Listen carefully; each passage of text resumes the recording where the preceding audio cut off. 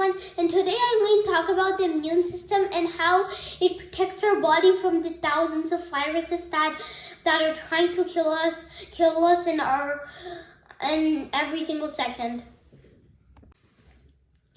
So first we have the innate immune system. The innate immune system consists of mostly macrophages and neutrophils. Macrophages are like soldiers, and if a regular skin cell was the size of a human, then a macrophage will be the size of a black rhino.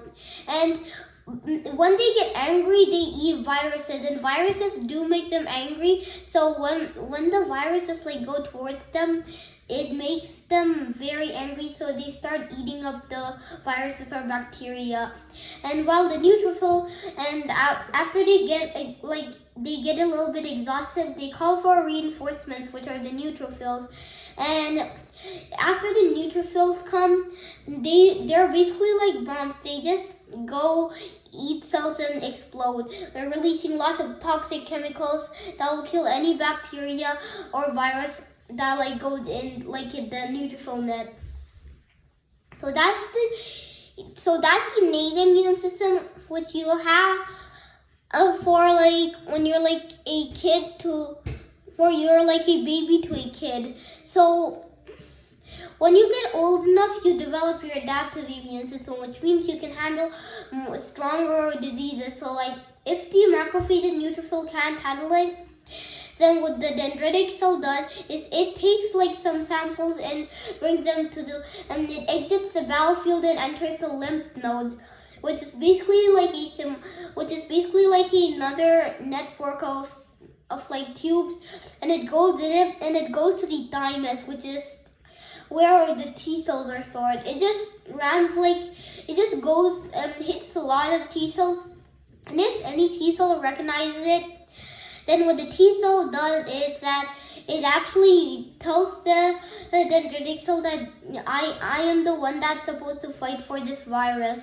So the thing that the T cell does is that the T cell actually, there are a specific T cell for every single possible virus that could infect your body. So the thing is that because of that, then the T cells split into two groups. One group goes to the battlefield, and the other group goes to do something else, which I'll tell you in a moment. But how can there be a possible T cell for every single possible virus that could ever exist? So what the T cells do is that the T cells actually have permission to change a little bit of their genetic code, specific ways to change what disease they can destroy. So that can actually create a huge variety. They can actually create a huge variety of different cells. So what they do next is after they split into two groups, one group goes to the battlefield, and along with it goes some killer T cells, which kill the cells that have been infected by the virus, or if it's a bacteria, there are no killer T cells. Though the helper T cells go to the exhausted macrophages and make them angry again. So they start to eat more viruses again. And the second half goes to another place where the B cells are stored. And the B cells are usually stored in the bone marrow. Not all of them, but most of them. So after it goes there, what it does is it basically does the same thing the dendritic cell does to the T cell. Just like a T cell, with the exact same way, there are a type of T cell for every single type of virus that could ever exist. There's a B cell for every single type of virus or bacteria that could ever exist too. So the T cell goes and tries to find the one for the virus that you've been infected or bacteria. So after it finds it, the B cell produces antibodies.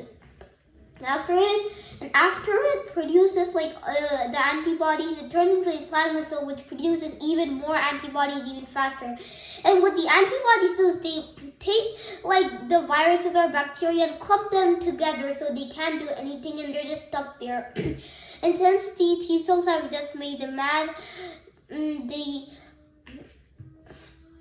macrophages go up and eat the clumped pieces of viruses, while the B cells continue to build, while the plasma cells, which they have turned into, keep on producing antibodies. But after they're done, most of them just kill themselves and put their material back into us so we can reuse them. But some of the B cells and T cells turn into memory B cells and memory T cells. So if you get infected with the same virus again, then what they will do is they will just immediately go to work and try to destroy the virus. Okay, thanks for watching. See you next time. Bye!